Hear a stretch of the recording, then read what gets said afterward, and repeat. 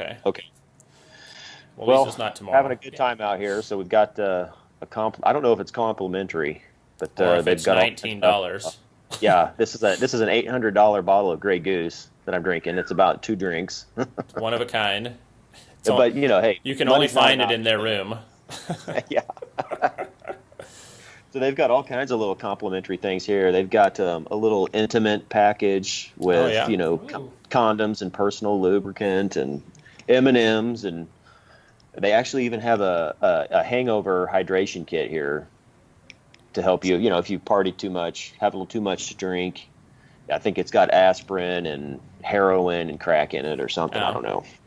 Well, that's But all good. those essential things that you've got to have out here in Vegas. Of course, of course. In cities like Vegas and New Orleans, like they have like those buses where you can go in there and put an IV in your arm Yeah. if you've had a rough night. Yeah. Yeah, they take care of you out here, man. They know how to handle the drunks. Yeah. Just any kind of fucked up. So we're actually, I don't know if you can see it in the video here, but I'm actually facing the golf course here, or my room is facing the golf course. It's the green space right behind the buildings there. Yeah, I can see And it. it's supposed to be just magnificent and beautiful. So my tee time is tomorrow, 11:30. They told me you're past the 24 hours, so you can't cancel. So what they're saying is, hey, if you don't show up, we're going to charge you the $500 to go play anyway. Jesus. And I'm like, oh, that's fine. We'll be there. We'll be there. It's no big deal. So it should be a lot of fun, man. It looks like an amazing course. It really does. You brought your caddy with you, didn't you? Yeah, I've got my caddy. She'll be there. Hopefully, she'll be sober enough to give me the right club selection. Drive the If cart on the not, path. I'll like I do everything else, man. I'll it just all. wing it. It's cart path only, so that should Oh. be nice. And Yeah, that works. so I'm gonna have to hit all of my balls like within 10 feet of the cart path, or it's just gonna be. I'm gonna have to walk way too much. Well, good stuff. So we got a good show today. Josh, what do we got going on here? Well, last week I was thinking about starting and real estate or wholesaling, whatever, and like thinking about what are some cheap ways to get started and like efficient ways. And then I was doing a bit of reading about wholesaling is kind of a good way to put your foot in the door. So I wanted to ask a few questions about that to you guys. Okay. So like, what are the benefits of starting in wholesaling? You can do it You with, don't have to have a lot of upfront capital. Yeah. That's the number one thing. also Here's the thing about real estate is the real power behind building a successful, no, not power, but the real secret behind building a successful real estate company is getting deals. Getting deals is the name of the game. And by getting deals, I mean by getting properties under contract. Because once you have that contract, it gives you all the power in the world to really treat that deal or any way that you want. So you get the contract. What can you do with it? You can assign it. You can find private money. You can get hard money. You can do seller financing. Without the contract, there's no starting ground. There's nowhere to go if you don't have deals. So that's the number one name of the game. It really doesn't matter what level you're at. If you're a newbie, or even at James and I's, that's the vodka talking right there. Even after we've done thousands of deals now, and what we do every day is market for deals, and we talk to hundreds of sellers, and we negotiate hundreds of deals, and we follow up and we market strictly to find deals. And the cool thing about it, there's so many different ways to do it. So I've got partners in Indy, and their main strategy is to go to auction. They buy a ton of deals at auction. Now, James and I have actually we bought a handful of deals here in Kansas City from auction, and it's worked out really well. we've got some good deals from that. We've got them rehabbed, and we've got them sold, and it's worked out really well for us. But you do have to have upfront capital to do that. And if you're like I was when I started my business, I didn't have a lot of capital. All I had was determination. I had a will to succeed, but not a big bank account at the time. So I started selling. Yeah, bad credit. Yeah, that whole 9 yards, man. Which to me, like where I'm at now, it just seems like a distant memory. But it's taken me, 10 years of working my ass off and making a lot of sacrifices to build that company up from just doing a few flip deals, doing a few wholesale deals to what it is today. So now we've got a marketing machine out, right? So our letters, and our mailers go out every week. So actually what we do right now is we send postcards to sellers, and we send letters to buyers. And that's a little strategy that we got. We don't have to get into the details about it, but we have sent out thousands and thousands of marketing pieces to get people to call in to buy and sell properties. And that's the name of the game is marketing and follow up if you want to be successful in this business. So yeah, wholesale is a great way to start, man. Let's say that you have zero funds and you don't have a budget for marketing. You can always get plugged in with bird dogs. You can go drive for dollars. And honestly, some of my best deals that I've done have been from me going out, driving neighborhoods, writing down addresses, coming back to my office and looking them up on the county, either trying to find their phone number or sending them a marketing piece, getting in contact with them some way. We've even got a skip trace service that we've been using too that's worked out okay. So there's a million different ways to do it. The biggest thing is you just have to be determined. Okay, so let's break that down a little bit. You really don't have to have a huge bank account to be successful in this business. Perfect example is we met a young lady the other day. We may have talked about this in the last podcast, but she is a rock star, man. So she's only been doing it for 2 months. That's just 2 months. Had no real estate experience, didn't go to the seminar thing and take a bunch of classes. All she had was, hey, I want to improve my financial situation for myself and my family, and I'm going to go out there and hustle. And she has sold, 15 or 20 deals in the last 30 days, which is amazing, right? So she didn't have to go out and market for those deals. What'd she do? She wanted to sell deals, so she came and she found people like James and I, and she's already sold a handful of our deals too, and said, hey, I'm new, but I'm hungry. I've got a lot of contacts that I can sell properties to. Just give me your deals, and I'll work on selling them for you. And she's like, yeah, she has no marketing costs at all. Yeah, not at all. She's just marketing and doing stuff. Yep. So, but yeah, she's kicking ass and taking names. So and making what money. That means to me is that there's no excuses. It really doesn't matter the size of your bank account or how much experience you have. Really, it comes down to how hard do you want to work. And I think that's one thing that's missing. That's a huge thing that's missing in America today is the willingness to put in the hours to do what it takes. So, I've been involved in the whole seminar thing for a lot of years now, and I've seen a recurring theme with a lot of people that go there. And not everybody, a lot of people that go to those seminars have this mentality of, hey, where's that golden ticket, right? Where's that system that I can get plugged into where I can pay my $5,000 and just start cranking out deals and start doing it and start building wealth and start being successful, just like they have been sold on just all the commercials on the internet, the commercials on TV about how easy real estate is. And I can tell you right now that doesn't exist. This business is a lot of work, and you've got to pay your dues, and you've got to put your time in.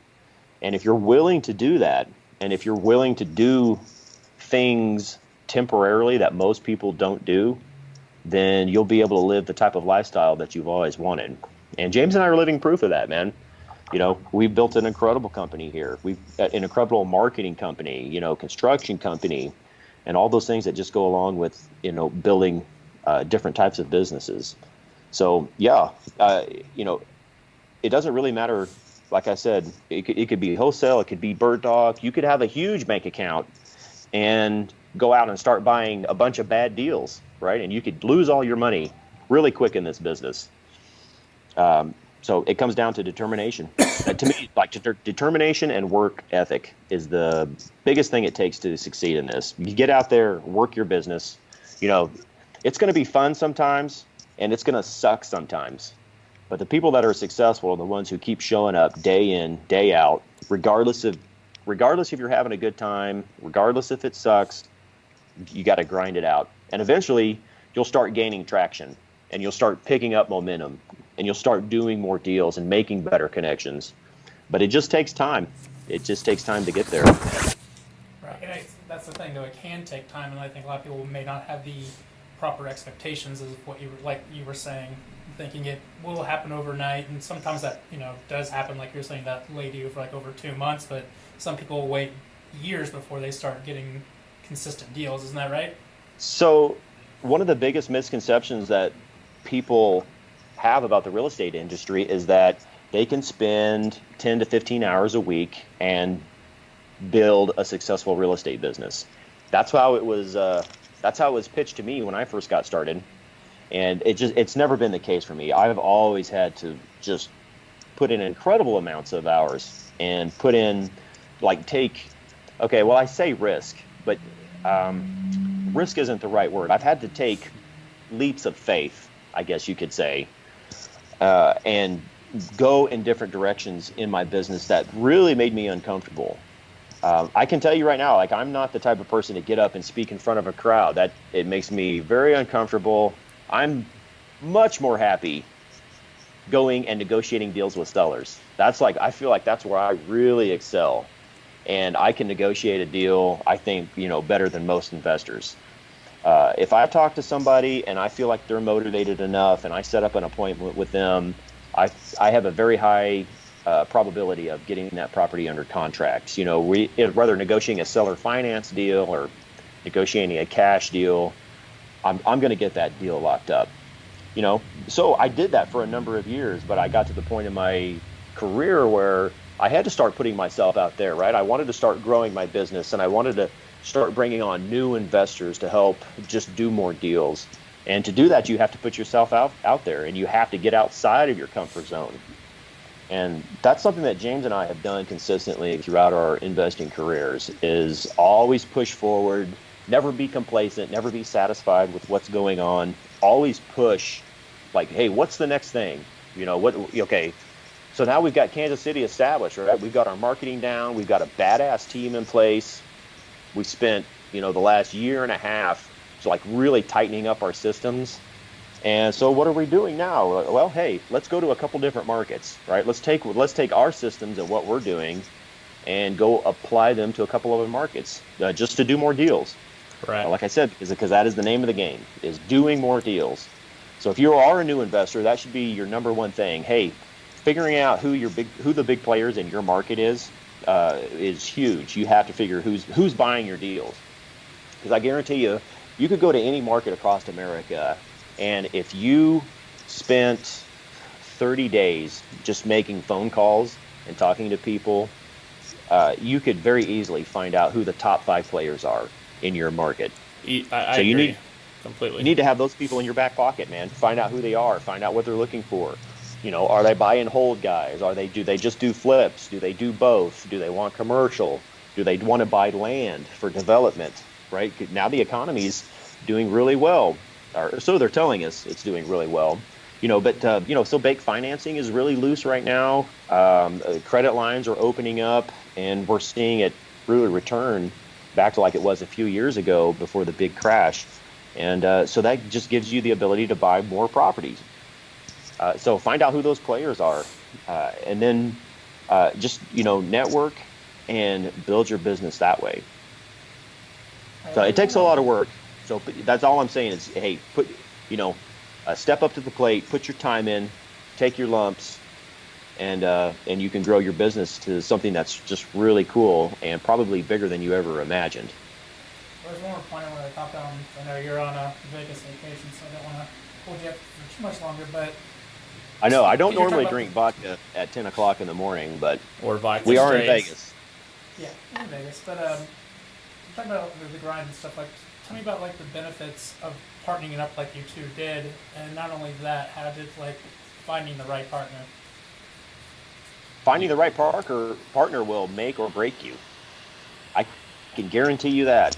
I've had a lot of partners over the years that have either oversold themselves or didn't do what they said they could do or didn't have the financial backing that they said. There's a million different reasons why partners don't work out. And I just think that's a thing that you just have to figure out over time. As far as advice that I could give about finding a new partner, that's an experience thing. You've got to get out there and you've got to put your toes in the water, right? You got to get your feet wet, and you've got to make mistakes. I mean, That's the only thing I can say. you really got to have a history with that person too. I mean, you need to have done deals. You need to be, you need to know that person very well. Know what your strengths are, what their strengths are, on your weakness and their weakness, and because I mean, you're basically married to that person if you're starting a partnership. Yep. Like everything that Marcus and I do is all tied into together. Our bank accounts are tied. Not everything that we do, but I mean, for our company, we have to hire people. We have to agree, Oh, and sometimes we don't agree. I mean, I don't think it's that often, but we have to give a little and trust one another that okay, well, hey, I'm going to go with you on this, and next time it might be him going with me on one of my decisions if I feel strong about it, and just trying to give and take, just essentially just like a relationship. So absolutely. Yeah, we talk about that stuff all the time. We don't always see eye to eye, and James and I don't necessarily have the same investing philosophy either. We it's very similar, and we're close, but yeah, we disagree. But it's more about talking it out and coming to a good decision. What's best for the company? yeah, And let's think about it. So James and I we've done a shit ton of deals together here in the last good grief. I mean, when did we started doing deals together? Probably 4 or 5 years ago. So we've done a ton of deals, and we partnered up a couple of years ago, just like James said, because I clearly have weaknesses, and there's things in this business that I'm just not good at. And James is really good at those things. And I could say the same thing about him. There's things that he doesn't necessarily have, whatever the right attitude for, or the right personality, or and that I'm really strong in.